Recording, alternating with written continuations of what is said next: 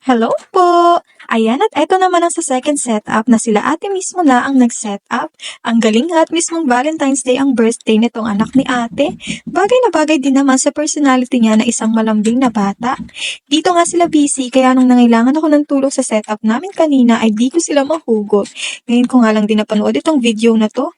Ang dami pala nilang nagtulong-tulong para mag-ayos dito.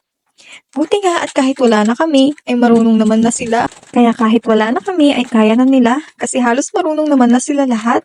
But anyways, Marvel team nga ito for our Zian's 4th birthday. Isang taon na lang nga at makakapag-aral na siya. Late na nga kami naka-attend ng birthday party niya at tapos na nga din kasi gabi na kami nakarating.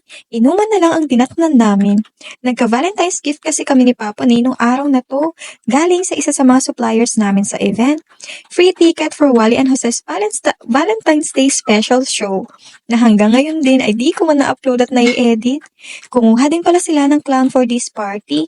Thank you Sir Magno sa pagpapasaya sa mga kabataan dito sa San Francisco.